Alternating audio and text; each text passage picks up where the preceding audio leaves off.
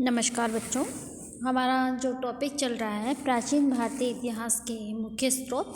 और मुख्य स्रोत में आपने ब्राह्मण साहित्य का पढ़ा। धार्मिक साहित्य के अंतर्गत ब्राह्मण साहित्य के बाद आपने बौद्ध साहित्य के बारे में पढ़ा। और आज का जो टॉपिक है हमारा वो जैन साहित्य।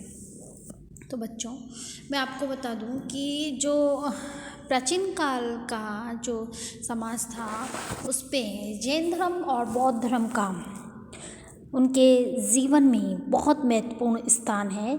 जैन धर्म के सिद्धांत, जैन धर्म के विचार, जैन धर्म की मान्यता, जैन धर्म का धर्म लोगों पे आज भी जैन जो मतलबी हैं यानी जैन धर्म को मानने वाले हैं वो महावीर स्वामी को भगवान के रूप में पूजते हैं।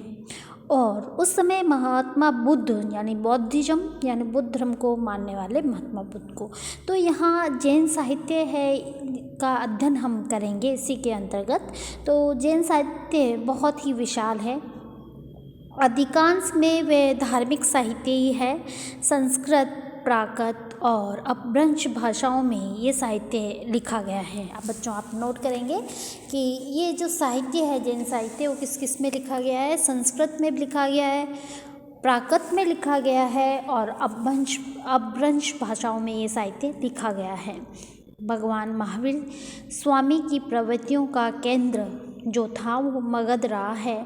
मगध जो है उस प्रदेश से आप परिचित हैं। मैंने आपको स्टार्टिंग में बताया था मगध राजवंश के बारे में कि यहाँ पर कितने वंश ने शासन किया और किस प्रकार से ये उस समय का शक्तिशाली साम्राज्य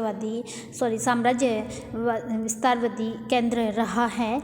और क्योंकि जो महावीर स्वामी की प्रवृत्तियों का जो केंद्र है वो मगध रहा है, इसलिए उन्होंने यहाँ की लोक भाषा अधिगति में अपना उपदेश दिया। और उपलब्ध जैन आगमों में ये सुरक्षित भी है। हिंदी साहित्य के आदिकाल में कुछ जैन मतलबियों द्वारा अपनी साहित्य सेवा के माध्यम से अपने विचारों का प्रचार किया। इन साहित्यकारों के भाव बड़े ही व्यापक हैं और इनकी शैली है वो अत्यंत विस्तृत है। इन्होंने अपने साहित्य में तीर्थंकरों की जीवनियाँ प्रस्तुत की हैं। इसको नोट करेंगे। 24 जैन तीर्थंकर हुए थे। इन साहित्यों में तीर्थंकरों की जीवनियों प्रस्तुत की है और साथ ही साथ इन्होंने जैन रामायण और हरिवंश पुराण में राम, रावण और महाभारत की एक विचित्र और प्रचलित भिन्न कथा भी कही है। तो बच्चों मैं आपको बता दूं कि जो चाहे महात्मा बुद्ध का बौद्ध धर्म हो चाहे महावीर स्वामी का जैन धर्म, इनका जो उद्देश्य ये था कि मानव कल्याण की करना और मानव की सेवा करना, एक दूसरे के प्रति दया भावना रखना। उनके जो सिद्धांत थे वो कुछ मिलते जुलते हैं, कुछ में थोड़ा सा अंतर है। बौद्ध धर्म को मानने वाले इनके मानने का ये था कि हम उतना ही करें, हम उतना ही शरीर को कष्ट दें जितना शरीर सहन कर सके।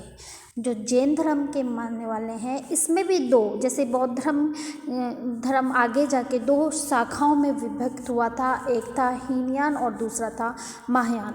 जैन धर्म भी आगे जाके विभक्त हो जाता है। एक है श्वेतांबर और एक है दिगंबर। इनमें भी अंतर आता है कि जो एक जो है इकाई वो ये कहती है कि शरीर को उतना ही कष्ट देना है जितना वो सहन कर दे। दूसरा ये कहते हैं कि जब तक हमें मोक्ष की प्राप्ति ना हो जाए, जब तक हमें कैवल्य की ज्ञान की प्राप्ति ना हो जाए तब तक हमें तप करना है। तो दोनों के विचारों में अंतर है यहाँ पे। और आप देखते हैं कि जैन धर्म और बौद्ध धर्म दो शाखाओं में विभक्त हो जाते हैं। 6ठी शताब्दी ईसा में ये दोनों ही धर्म उस समय के बहुत पॉपुलर यानी बहुत ही लोकप्रिय धर्म बन गए थे। लोगों ने इस धर्म का अनुसरण भी किया था। बौद्ध धर्म का मैंने आपको बताया कि अष्टांगिक मार्ग बताया, उसमें 3 पिटक भी बताए थे। और जो जैन धर्म है उसमें 3 दर्शन है, सम्यक ज्ञान, सम्यक चरित्र, सम्यक ज्ञान, सम्यक दर्शन, सम्यक चरित्र। और उसमें 3 पिटक है, अभितम पिटक, विनय पिटक और सूत पिटक। और अष्टांगिक मार्ग है जीवन का मध्य मार्ग, जिसमें शरीर को ना ज़्यादा तो आराम है, ना ज़्यादा उसको कष्ट है। यहाँ पर हम देखते हैं कि जैन धर्म, जैन साहित्य का भी प्राचीन भारतीय इतिहास को जानने में महत्वपूर्ण स्थान है। इसके बिना जो ऐतिहासिक स्रोत हैं उनका अध्ययन अधूरा है, ये कहते हैं तो कोई अतिशयोक्ति नहीं है। अब है इस धर्म की विशेषताएं। तो इसमें जैन साहित्य की विशेषताएं हैं, ये प्रधानतः काव्यात्मक साहित्य है, ये व्याकरण के नियमों से बंधा है। इससे हम साहित्य में आदिकाल की स्थिति का पता चलता है। इसकी भाषा पर अपभ्रंश का विशेष प्रभाव है। इसमें कहीं कहीं गद्य के दर्शन भी होते हैं। इसमें शांत रस की निष्पत्ति हुई है। अनेक पौराणिक और ऐतिहासिक व्यक्तियों का चित्रण भी इसमें हमें मिलता है। और मैंने पहले भी बताया था आपको कि ये जो प्रधानतः काव्यात्मक साहित्य है, कौन सा साहित्य है, काव्यात्मक है। और इसमें व्याकरण से ये बंधे हुए हैं, इसमें ये नहीं है कि व्याकरण के नियमों में कोई ढिलाई है। इसमें शांत रस की निष्पादित हुई है। आगे चल के जो जैन धर्म है, जो जैन साहित्य है, पहले जो आपको बताया कि ये प्राकृत में लिखा गया, फिर संस्कृत में और अपभ्रंश भाषाओं में भी ये रचा गया था। और जैन धर्म के जो सिद्धांत हैं, इनका मूल जो लक्ष्य है वो यही है कि आत्मा का परमात्मा से मिलन, यानी कि मोक्ष की प्राप्ति। इसके लिए अहिंसा का मार्ग अपनाना है, दया जीवों पर रखनी है, हिंसा नहीं करनी है, और सबको एक दृष्टि से देखना है।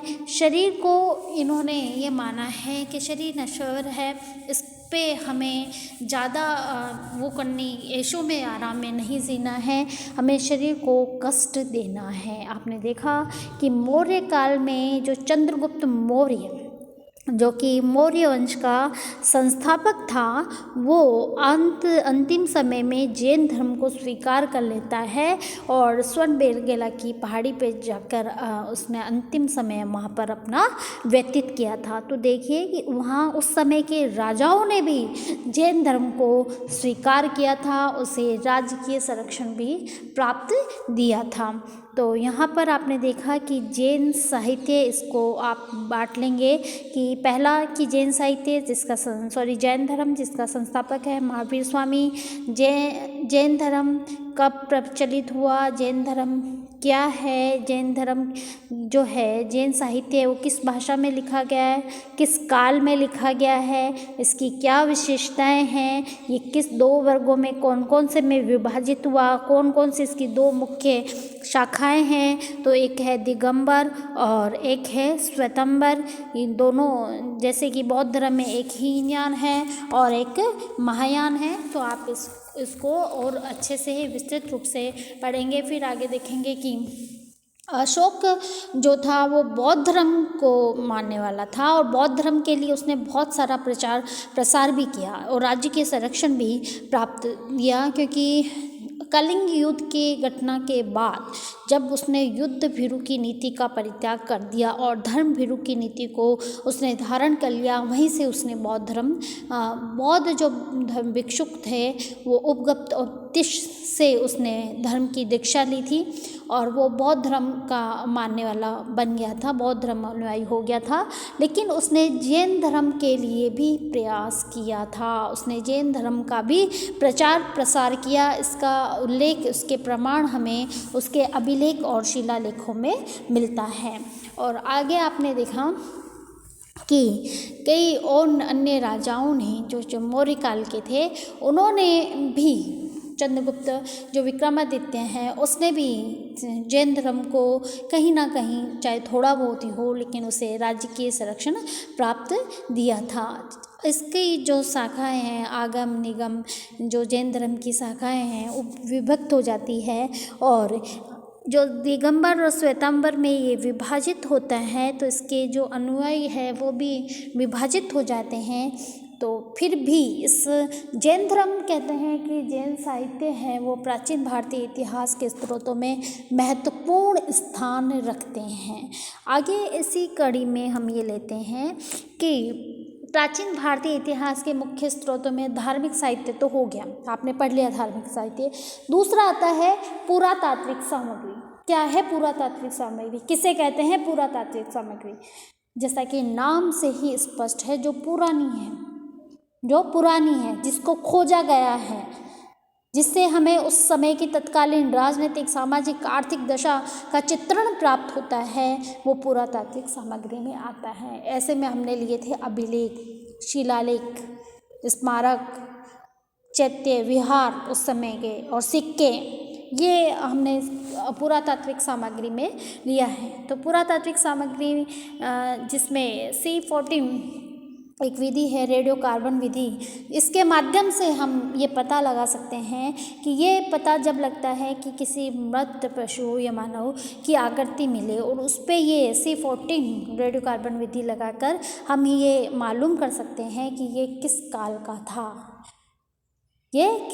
का था, और किस दौरान हमें ये मिला है। इसमें से काल निर्धारण से इस रेडियो कार्बन विधि से हमें काल निर्धारण का पता चलता है। हम उस समय का काल निर्धारण कर सकते हैं कि भाई जैसे कि सिंधु घाटी सभ्यता है वो 2150 से 1750 ईस्वी तक की मानेंगे। इस विधि के तहत हम उसका काल निर्धारण कर सकते हैं। बात हम कर रहे हैं पुरातात्विक सामग्री की। तो बच्चों, आप जो भी पढ़ते हैं केवल आपको किताबी ज्ञान ग्रहण नहीं करना है, आपको उसके लिए सोचना भी है, समझना भी है। जैसा मैंने अभी आपको जैन धर्म पढ़ाया, तो आपको उस कल्पना में जाना है कि उस समय महावीर स्वामी थे, महावीर स्वामी ने क्या इस धर्म के बारे में बताया, इसके सिद्धांत क्या है, ये किस प्रकार दो भागों में विभाजित हुआ, क्या विश्व को इसकी कोई देन है, क्या विश्व से इसको कोई लाभ हुआ है, या इसके कितने तीर्थकर थे।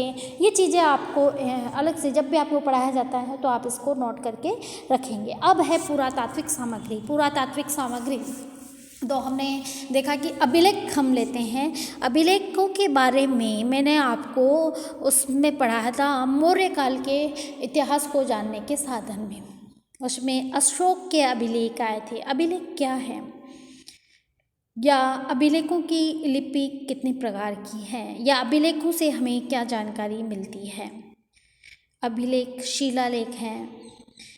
तो अभिलेख वो उत्कीर्ण है, लेखन है जिससे जैसे कि कोई पहाड़ों पर, शिलाओं पे उस समय के राजाओं की वंशावलियों का चित्रण है, यानी राजा का नाम, राजकीय चिन्ह, राजा से जो उसके पिताजी का नाम, यानी उस समय के वंशावली का नाम, साम्राज्य विस्तार, ये उत्कीर्ण किया जाता था उस समय के अभिलेखों में, उस समय के पत्रों में, उस समय के शिलालेखों में, उस समय के ओशान लेखों में, उस काल के शैल चित्रों में, जिससे हमें उस काल की जानकारी मिलती है। जैसे कि अशोक के अभिलेख बहुत मिले हैं। सबसे ज़्यादा जो प्राचीन भारत के इतिहास के स्रोतों में जो महत्वपूर्ण स्थान है वो सर्वप्रथम किसका है? अशोक के अभिलेखों का।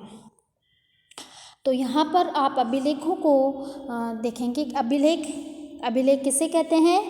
अभिलेख सर्वप्रथम किसके खोजे गए, किसने खोजा, कौन कौन से कहाँ अभिलेख मिले हैं, ये प्राचीन भारतीय इतिहास के स्रोतों में महत्वपूर्ण। एक दूसरा है इसी पुरातात्विक सामग्री में हम बात करते हैं सिक्कों की। तो किसी भी काल का अगर हम सिक्का मिलता है तो उससे क्या जानकारी मिलती है? तो बच्चों, अगर मान लीजिए सपोज कीजिए एक सिक्का मिला हमें समुद्रगुप्त का सिक्का मिला है, और उसमें एक तरफ गुप्त काल का संवत है, यानी गुप्त काल का काल है, और दूसरी तरफ एक चिन्ह, एक स्मृति है, एक फोटो है, चलचित्र है, जिसमें एक वीणा बजाते हुए किसी को दिखाया है। या एक ऐसा सिक्का है जिस पे अश्वमेघ यज्ञ का जो चिन्ह है आयोजन का उसका प्रतीत होता है। तो आप इससे क्या निकालेंगे निष्कर्ष?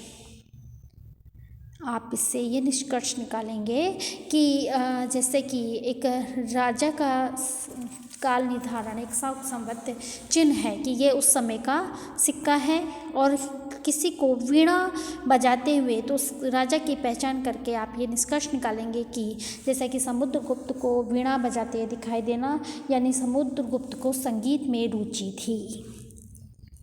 या अश्वमेध यज्ञ का चिन्ह होना, यानी उस काल में किसी राजा ने अश्वमेध याग का आयोजन किया था, उस पे राजा का चित्र है, तो कि भाई जैसे कि अशोक ने अश्वमेध यज्ञ किया, या हर्ष ने किया, या चंद्रगुप्त विक्रमादित्य ने किया, या समुद्रगुप्त ने किया। तो सिक्कों से अगर किसी के काल के सोने के सिक्के मिले हैं, जैसे कि गुप्त काल में सोने के सिक्के मिले हैं, तो हम ये अनुमान लगा सकते हैं कि गुप्त काल का जो काल था वो स्वर्ण काल था, क्योंकि उस समय सोना बहुत अधिक था। अगर किसी के और लोग समृद्ध अवस्था में थे, लोगों की आर्थिक स्थिति अच्छी थी, अगर किसी के काल के तांबे के सिक्के मिलते हैं तो हम ये कहते हैं कि उसका जो आर्थिक स्तर है वो नीचे था, इतना व्यापक नहीं, इतना उत्तम नहीं था। तो सिक्कों से उस समय के कालक्रम की जानकारी, उस समय की राजनीतिक, आर्थिक, धार्मिक अवस्था का हमें चित्रण मिलता है। पुरातात्विक सामग्री में सिक्कों का भी महत्वपूर्ण स्थान है। स्मारक हैं, स्तूप हैं, या आपको मैंने पहले भी मौर्य काल में पढ़ाया है। तो बच्चों इसी क्रम को हम आगे के व्याख्यान में लेंगे, जब तक कि आप इसका विस्तृत रूप से अध्ययन करेंगे और उसमें से क्वेश्चन भी लिखेंगे आपकी डायरी में कि इसमें इतने क्वेश्चन बन सकते हैं। धन्यवाद।